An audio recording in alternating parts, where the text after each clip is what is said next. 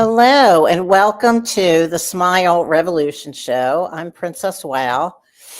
And if you've never seen my show before, my mission is to raise awareness to the healing power of a genuine smile, which started many years ago. And so anyway, this is my 195th show since 2020, but I'm a former radio show host many years ago, and performer of one-woman shows, hat designer, singer-songwriter, and cat mom, and a ukulele player. And what else do I do? Well, and this interview show, which has been on hiatus because I've been busy touring with my one-woman show. And so I'm back to doing this Dylan series, which I'm really excited about.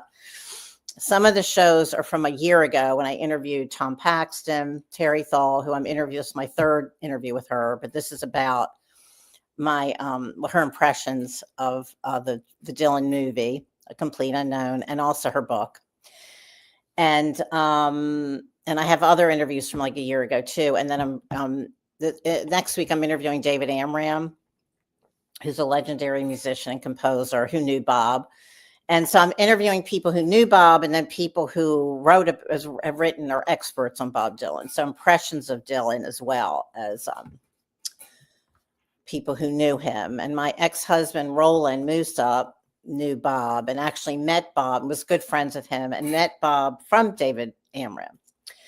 And anyway, so I want to read you something. And I want to say, of course, I used to live in LA, and I have so many friends in LA, and my heart goes out to everybody. And, I've been giving donations and whatever, you all can do, of course, whether it's giving donations or sharing informational donations or whatever you can do. I want to read something that's actually, and I was friends with Pete Seeger because I married into that camp through Roland. And so this is from a reliable source. It's a postcard from Pete Seeger to Bob Dylan, and it's been circulating today. And so I wanted to share it with you if you haven't seen it yet. Okay, so I'll show you. It's actually it's a legit postcard because it's from people who I know who are in that folk scene. So it's real. Bob, exclamation point. Someone just told me that you too think I didn't like your going electric in 1965. I've denied that so many times. I was furious at the distorted sound. No one could understand the words of Maggie's Farm, and dashed over to the people controlling the PA system. No, this is the way they want it, quote unquote, they said. I shouted, if I had an axe, I'd cut the cable. And I guess that's what got quoted. My big mistake was not challenging from the stage the foolish few who booed. I should have said, Howling Wolf goes electric. Why can't Bob? In any case, you keep on, best, Pete. Interesting, right? So it's all in that is very inaccurate what they portrayed, and everybody heard for years was a rumor. Okay, so I'm really grateful I found that today to share with you all today. And I'll just read, let's see, a couple smile quotes. So this is from Thich Nhat Hanh, a Vietnamese Buddhist monk, peace activist, writer, and poet. Let's see. Okay. Because of your smile, you make life more beautiful. Smile, breathe, and go slowly. And I'll read one more. If we are peaceful, if we are happy, we can smile and blossom like a flower, and everyone in our family, our entire society will benefit from our peace. So yes, there's a lot of challenges in the world and in LA and other places too, but I'm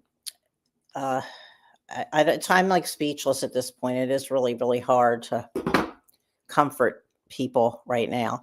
Anyway, enough of this. Actually, I think it's important what I'm saying, but anyway, about the Dylan from Pete.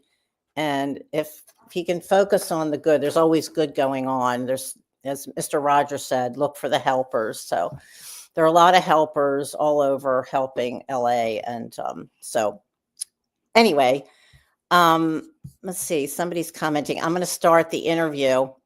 Hey, Bigaloo Omnibus. Hi. Okay, so I'm going to start my interview with Terri Thal. And here we go.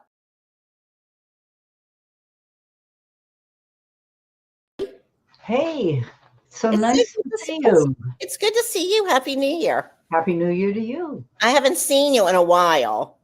That's true. Except I have seen you. I have watched your broadcasts. Thank you. Okay. Well, I haven't. Oh, well, you've come to my stage show in the city. I came to you. I saw you on stage, and I saw we talked, and thank you. And you've seen me. Okay, well, I haven't. Well, whatever. You've seen whatever I'm doing on Facebook. Okay, we never had lunch. And we what? We never had lunch. We haven't had lunch yet. No. Maybe in 2025. It's possible. We have to do that. I think so. We're not that far away. We don't live that far apart. I know. Okay. Yeah. Well, we'll have to talk about it. Okay. Now. Okay. So I saw The Complete Unknown twice, and I think you have too. I saw it twice. Yeah, me too.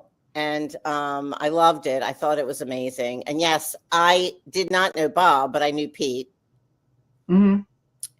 And because I was married into the Pete Seeger camp with Roland Musa. I was married to a Woodstock musician who was close with Pete and Toshi for decades and worked with them, Yeah. It was close. So I got into that world.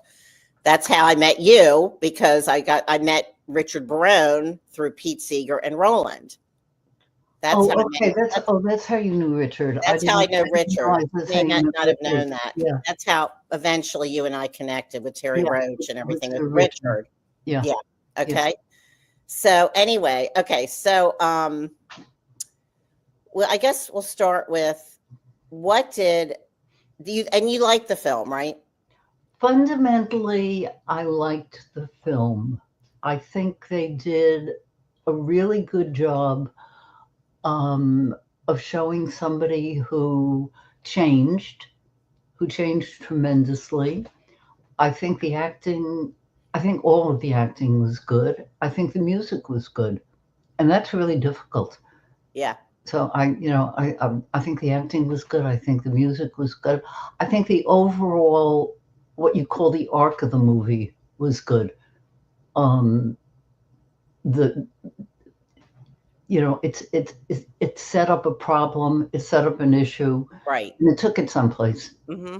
And that was very well done. I was surprised because I didn't expect to like it. Me too. I know. I had no idea, but everybody was talking. I mean, immediately, it's like the most talked about film I think I've ever. I think I read 60 reviews before I even saw it. It's kind of amazing, isn't it? Yeah. But I think it's great for the younger generation. I mean, hopefully, I think I'm sure it'll be streaming at some point, and hopefully the younger generation will catch on, because I think mostly us olders have gone to the theater initially. Well, everybody I know says that there were no younger people in the movie theaters. Yeah, I agree. I mean, I looked around too. Yeah. But because people are talking about it so much, I think that, and also because of social media and the internet, and like you can, streaming, Spotify. I mean, younger people have access to every song, every music in the world. And I don't know, I think eventually, I think it could catch on that maybe that they'll.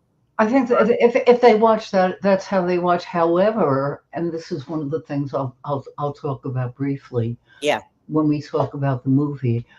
I don't think the movie provides proper context for younger people to know what was going on politically, right? In any way, yeah. In any way, okay. Yeah. For that movie, right. And that's one of my criticisms. Okay. Many the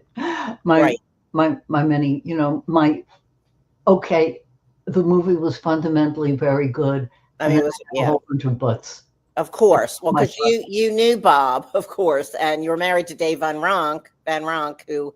And I mean, I knew most of the people in the movie. Exactly. Right. I mean, these were friends. This was my world. Exactly. I was part of it. And Susie, who Bob changed her name because she passed on, and he didn't want her real name. For whatever reason, her name was right. Yeah. And so Susie Was is a actually, very good friend. I know. So she was one of your dear friends. Yeah. I know. Okay. So I'm just going to say to everybody who's watching, this is Terry's book, My Greenwich Village, Dave, Bob, and Me. And that's Terry, and that's Bob and Dave. And actually, we know about the cover. Actually, you were talking to Susie. And the designer said that the photograph was too wide. Right. And it had to be cropped. And but also the title. They wanted just about that, and we argued, but eventually I gave in. Yeah. and also they wanted the title Dave, Bob, and Me. They wanted, yes. Yeah. They wanted Bob. Yeah. Right. Well, I have a 2-part series all about your book from a year ago, which I'm going to air. So we already talked a lot about your book in my other interviews, which I will air after this. But the point is that the book was great. I loved it. It was so great to learn all about you, because when I met you, I didn't know much about you, just a little bit. And it's a really great book, and I highly recommend it to my audience whoever's watching. Yeah. Thank you. You really get into well, actually, I'm going to read, let's see, Elijah Wald, who actually the movie's based on his book, said about your book, an important addition to the growing body of work on the Greenwich Village scene of that time, putting the folk scene in a broader perspective and a tale well told. Thank you. Yeah. That's really good. It's a personal story. Yeah. I am not writing the history of the folk music in the 1960s. I'm writing about me. I write about my political background, which was I became involved with left-wing politics. I was involved with the folk music world. I was involved with the club scene, the folk music clubs, the Gaslight, Gertie Folk City. I talk about that. I talk about people hanging out in my house. I have a chapter on Bob, managing Bob. You were his first manager. Yeah. Yeah. Before Albert Grossman, who Albert Grossman is all over the movie. Yeah. In that era, he was his manager. Yeah, but you were the first manager. Yeah, for a while. Right, exactly. Yeah. And then Richard Barone said, a fabulous glimpse into an era of music and politics that changed everything. Just as fascinating as Terri Thal's remarkable role as manager, muse, and confidant to legendary musicians. So, yeah, you can get the book on Amazon. Anyway, it's another great, you've got so many great quotes. Thank you. Yeah. So, and also we have a mutual friend, Mark Perkansky, who actually is part of the book, who I interviewed him too. I'm going to re-air that. Who did the book? Who his mother dated Dylan in college, and they were lifelong friends. Right. You know, and he. Mark has been incredibly supportive. Oh, well, he's wonderful. I have never actually physically met him. I haven't either, but he's such a wonderful, supportive friend, right? He's amazing. He really is. I admire him tremendously. Me too. He's a good friend. He's become a good friend. I know he's a wonderful, supportive person. Yeah. He really, I love Mark. Anyway, okay, so let's see. So what would you say the filmmaker who James Mangold got right? Well, as I said, the whole arc of the movie is done well. Well, I mean, here's a guy who came to New York with a purpose, an ostensible purpose, and that was to get involved. It was to get involved in the folk music world, which he did very, very deeply, and to become an important person. And the become an important person is something that people weren't really aware of. I mean, that was his thing, and people intuited it, but it wasn't something Bob didn't come and say, I'm going to become an important person. But it was behind everything that he did, and the movie gets that. Okay, great. He does a wonderful job, really good job of showing that, and of showing the change that went on as the guy moved from folk music toward writing his own songs, toward instrumentation that was broader than just acoustic music. Right. They do that, which was both a musical change and a change in his ability to reach people. It gave, the kind of audience that you get from rock, even then, was astronomically different from the kind of audience you got from folk music. Right. And the movie does a really good job of showing how Bob shifted and navigated that whole change. Right. Okay, good. Well, the movie was it was so great. The acting, everything was amazing. Yep. Yeah. So And you had said the music was good. the That music was that really good. that piece that piece was It is was really really good. honestly is really impressive. Well, they had like 5 years because of the pandemic. They had like Yeah. 5 years to really Yeah. learn the music and practice. It's very Yeah. impressive. Now And that being said, I have a bunch of butts. what? I said that being said, I have a bunch of butts. Okay, go on. My first butt is my first butt is going to be Dave. Oh, Bob, right. yeah, it's going to be Dave Van Ronk. I was married to Dave, and although we separated, we stayed very good friends. We both went on to be very happy with other people, but we were good friends when we broke up, and we stayed good friends. And the movie erased Dave. I know. It there is a scene in the beginning where Bob comes to New York and he's looking for Woody and he runs into Dave in a coffee house Right. immediately, and Dave tells him where Woody is. That scene by itself, putting David there then, is sort of like saying Van Ronk is welcoming Bob into a world that Bob is going to leave. Yeah. And Dave, I think, is shown again a long time later at some party. I barely noticed. Um, but it's sort of like saying Van Ronk's world is gone. It's gone before he even gets there.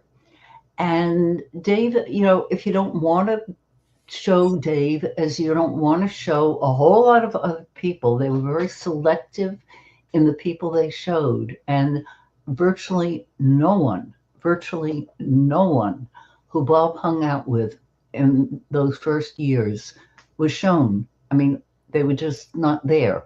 Right. And that was a choice. But, you know, The more famous ones were. Joan- um, yeah, Joan yeah, Baez. yeah, but some of them actually weren't. But anyway, if you want to do that, okay, you're not doing a biography, you're doing something else. It's a biopic. Right. But but but in a sense, they were erasing him. The Yeah. other thing that they did, and that I do think was really unforgivable, was there is the one really good political scene is the night of the Cuban Missile Crisis. Uh-huh. They get it, they do it wonderfully.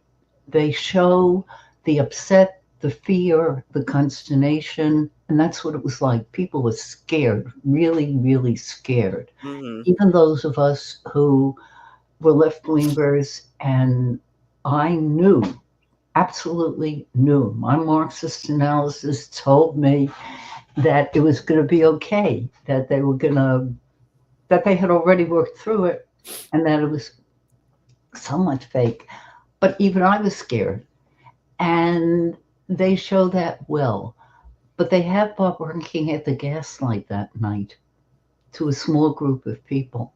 Well, Dave, in reality, Dave worked the Gaslight that night. Okay. And what they show, Bob's performing to a small group of people. Bob Dylan was not there. Dave Van Ronk was performing in the Gaslight that night. And that is erasing Dave. It is literally erasing the guy from existence. Right. And if they wanted to do something with Bob that night, they damned well should have done it somewhere else. That piece really bothers me. Okay. I was there. Other people were there. After it was a small crowd, we took a bunch of people down to our favorite Chinese restaurant in Chinatown afterward, and a bunch of people came home with us. I don't even remember who most of them were, but they replaced him. I don't know where Bob was that night, Right. but wherever he was, it was not in the Gaslight Cafe. Okay. All right. I want to talk about the love triangle that you said didn't exist, and they did, with Joan Baez and, well, her name was Sophia, right? Or wait, what was her name? It's in the movie. Susie Rotella was a different name. Anyway, okay. So anyway, you said that I heard another interview that you did recently that love triangle didn't exist, what they portrayed in the movie. That love triangle didn't exist. Again, they took two romances, two love stories, and they collapsed them into one. Okay. And Bob met Susie a few months after he hit New York. And Susie Rodolo and they were together for a few years. Susie Rodolo was a smart young woman. She was political. She was involved with CORE, the Congress of Racial Equality. She introduced Bob to certain poets, to certain writers. She turned him on to Bertolt Brecht. Her sister incidentally worked for off-Broadway theatrical producers, and Carla, her sister, was involved with Circle in the Square. And Susie later, worked there. And Susie was very young, but this was stuff that she had a background in. She had a background in visual art. She took Bob to museums. I am not saying that he was ignorant. He wasn't. Bob was a smart young man with a fairly decent background. Mm-hmm. But she turned him on to a lot of art stuff, a lot of intellectual stuff.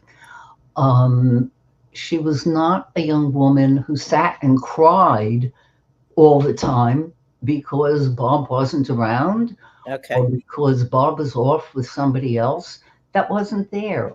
I mean, but you said that didn't even happen. Like when it didn't even happen. I don't know when he and Joan Baez met, but it was later. And if their romance overlapped in any way with Bob and Susie's, it was it may have been at the very, very end. Okay. But what went on with Bob and Susie all of those scenes of Susie looking longingly at Joan and Bob when they were performing, that's not real. Susie and Bob broke up.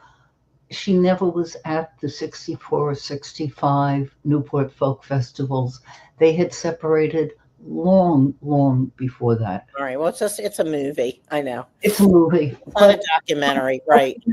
But even if they had wanted to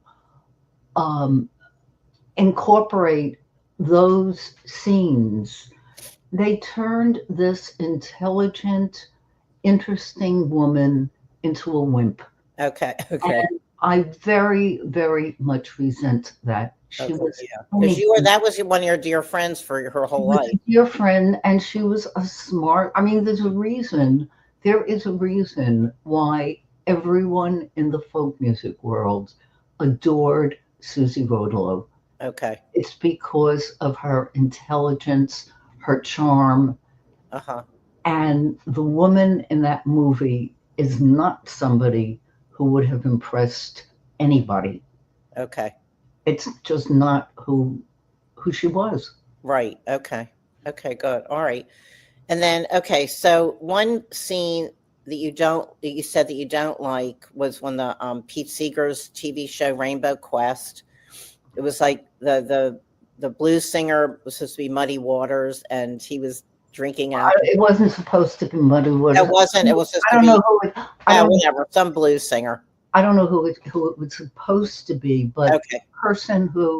the person who plays Oh, right, right. It's the a person sign. who plays the blues singers is Mud Morgenfeld, who is Muddy Waters' son. Oh, okay. He's a good, talented blues singer. I've Okay. heard him.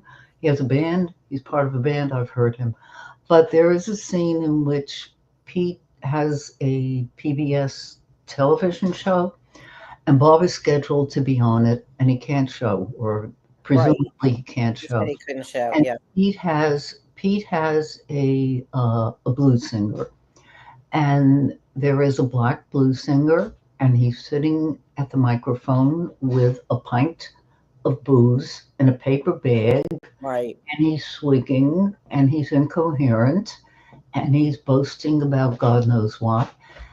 That was some kind of myth. Yeah. What black blues singers might have been like down south before they were rediscovered and brought up north. I have no idea what was in the minds of the producers who did that. It was not what any of those people were like. I mean, this was a time when people like John Hurt, Mississippi John Hurt, and Skip James were being rediscovered and brought to New York and came to New York, and people like Sonny Terry and were suddenly becoming big again and featured. They were intelligent musicians, Okay. and the portrayal. I will not use the word racist, but the portrayal of them is so weird. Yeah. And then they have Bob suddenly showing up on the show and sitting down, and the guy hands him the pint, and Bob takes a swig. Right. Right. Two heroic men are sitting there doing, a swigging booze on a PBS television show for children. It wasn't PBS actually. It was just some kind of local station in New York. Yeah. Oh, okay. Yeah, Thank you. yeah. I'm Yeah, I knew Pete, and I know all that. Yeah. Yeah, but where are they coming from? I mean, what was that supposed? What kind of image is that supposed to be? Why? Yeah. What are they trying to say? I totally don't get it. Nor do I get why Mud Morgenfeld played that part. Right. Yeah. That he was willing to do it. Yeah. Why was he willing to do it? Yeah. I don't know the man. I met him when he performed, because I went and met him just because I figured I'm one of the few people around who's old enough to have met his father. Okay. Okay. So, I wanted to say, hey, like, I knew your father not well, but I knew him and admired him tremendously. All right. So let's talk about, well, Bob was very funny, right? I mean, you knew him really well when, if he first came to New York. He was very funny. He used to hang out at your house. Yep. With you. He was funny. He was wry. You don't really see that when interviews. I mean, he is kind of sarcastic, I guess. He in interviews, he's very sarcastic. Right, right. I think he's very funny, but he's totally nonverbal about it. Uh-huh. I mean, what you see is Bob kind of looking odd and kind of flipping off reporters. Right. He used to be more verbal when he was younger, and somewhat funnier than, more openly funny. It's sometimes hard to see in these interviews. Right. I think people think he's being nasty when he thinks he's being funny. Okay. I'm I'm not sure. It's been Yeah. a long time. Well, you haven't you haven't seen him all the time. But anyway, okay, so let's talk about the final scene, the 1965 Newport Folk Festival. You were there. You and Dave were there. We were there. So how accurate was that in the movie? To a certain extent, I don't remember. It was we were in the audience. We were not we were Right. not You weren't backstage. we weren't backstage. Right. People were upset. We weren't. So I mean, the whole thing was not exactly a surprise to us. Newport had um, non-acoustic. It had rock, music. Oh, it did? Oh, I Well, didn't know. not rock music, but it had electric instruments Okay. before that. We knew that Bob was interested in rock and was playing rock. I mean, from very early on. That was his background That in was his Minnesota. background. He was into rock. Yeah, I mean, Yeah. Peter Stanfield, the Holy Modal Rounders, actually was the first person to say, "Hey, this guy." I mean, back in 1961, this guy's into Little Richard. Right. He had very good taste. So, but a lot of the folk, I just knew what the folk world was saying, Right. and a lot of the people in the folk world were curious. Some were upset. I don't think there was. I don't think maybe Alan Lomax and Pete Seeger was very upset. yeah. I knew about that. Yeah, I'm sure He they wanted to pull the plug. I knew about that. Yeah, but I think most of the other people were a bit curious. Okay. Were a bit curious, and some were critical.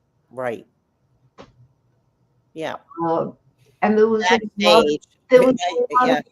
there was a lot of discussion about it. What does this mean?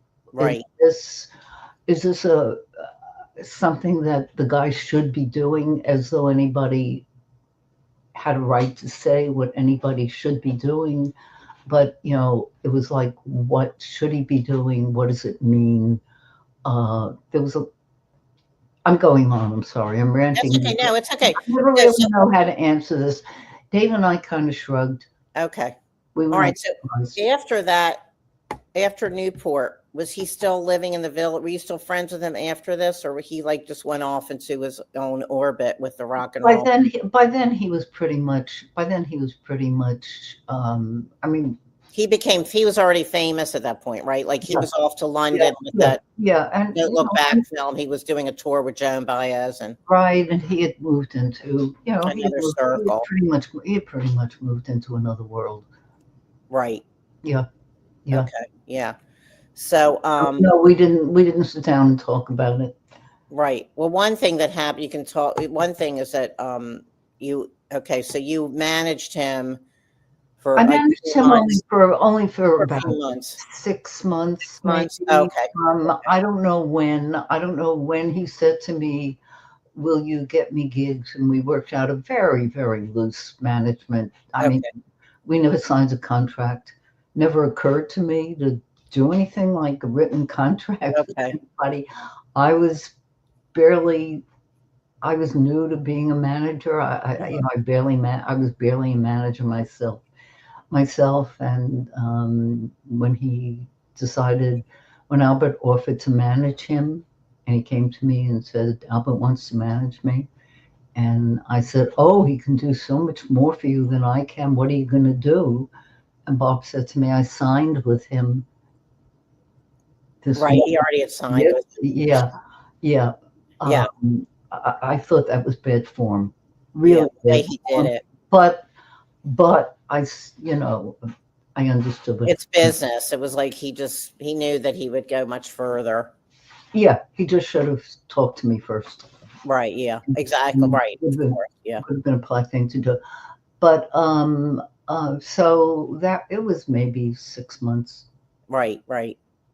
But he hung out like you and Dave lived on Waverly Place, we and lived that was in like Waverly Place, and would come over every night. yeah, we kind of ran a hotel. Yeah. And people were there every night. And Uh-huh. when Bob hit New York, he spent a lot of time at our place. And when he met Susie, they spent a lot of time at our place. Right. David and I entertained every night. People just wandered in. And Tom Paxton was there a lot. Tom was there a Who lot. I've interviewed. I'm going to re-ear that. Yeah. Uh-huh. That's a great person too. Tom is wonderful. He really is great. Yeah. Thanks for introducing me. You and Carolyn Hester. Carolyn Hester. Pat Sky was there. Yeah, it was John Wynn, Joni Mitchell when she hit New York. Oh, she was over. Oh, okay. I didn't know that. Yeah. Oh, wow. Oh, that's really cool. Phil Oakes won. Phil Oakes. Phil Oakes. Yeah, I don't even. Yeah, Phil Oakes wasn't in the movie. There's so many people. I don't even remember who was around. Barry Kornfeld, who lived downstairs, and brought us into the building. Alex Stotkin was there. Who lived in the building for a while. It was a whole scene. It was a whole scene. I mean, people would come and go. I think I mentioned in the book. I remember one night when Dave and I looked at our living room, and there were 12 people there, and we shrugged and said, "Gee, we didn't invite any of them," and we went to the movies. Oh God, that's funny. I don't know if anybody was there when we got back. I don't remember. Yeah. I don't know what we did about locking the door. Uh-huh. I don't remember. That's funny. All right, is there anything we're gonna wrap this up in a few minutes. So is there anything else you want to say about the film? I think I said what I had to about the film. Good. Okay. We covered it, right? It takes liberties with people that I think it shouldn't. Well, they left a lot of people out that I think should have been in, but it chose to omit a lot of people. Yeah. Right. But it does, as I said, I think it shows the arc of change. Yeah. Quite well.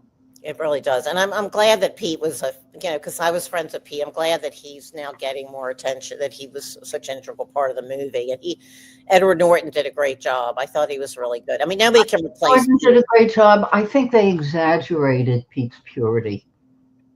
I think he comes on a little preachy, more so than he really more so. Well, nobody can get Pete exact. I mean, nobody could duplicate Pete exactly. You'd have to be around him to know that. You know what I mean? It's like, but I think he did a pretty good job. Like I thought he did a pretty good job. Yeah. Yeah. But only somebody who really knew him would know that it's like you can't duplicate Pete. Yeah. Well, he wasn't quite that straight-laced. Uh-huh. He wasn't quite that straight-laced. That's. Well, you were friends with Pete too, right? I knew him. Well, you knew him. You weren't like friends. I knew him. We weren't friends. Yeah. Okay. We weren't friends. I knew him slightly. And did you ever meet him? Admired him tremendously. But we weren't really. Okay. Right. Yeah. Okay. But you were good friends with Tom Paxton. Tom was best man when Dave and I. I know. Yeah. I know that you're, but Tom knew Bob. I don't think they were really close friends though. That's Tom right. Paxton, right? Yeah. But they worked together. They did. Okay. Yeah. Oh, the Gaslight, sure. Oh yeah, right. Yeah, of course. Yeah. He was part of that, right? Yeah. Part of that. Okay. Well, Terry, I'm so glad I got to talk to you today about your perception of the movie and talk about your book, which is amazing. And thank you. Yeah. It's great to see you. Good to see you too. And hope you have a great new year. And I know it's now you're getting a lot more, I'm sure, interviews because of the movie. Some. Yes, Yeah, some do, it's interesting. Yeah. which is really good. Okay, well, I'm really glad your book's getting out there more. And I'm glad you and your show and all of your stuff is getting well known. Thank you. Thanks, I appreciate it. Anyway, thanks so Very much, and I will be speaking Okay. to you soon. Okay. Okay. Okay, Take thanks care. a lot. And Okay. thank you very much. Okay, you're welcome. Thank you. Bye. Bye.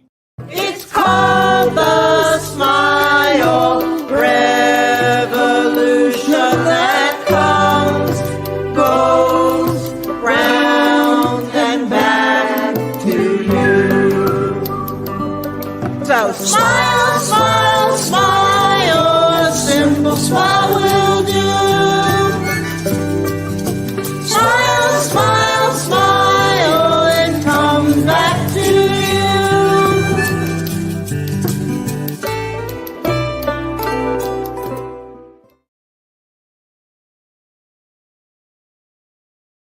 It's called the Smile Revolution that comes, goes round and back to you. So smile, smile, smile, a simple smile will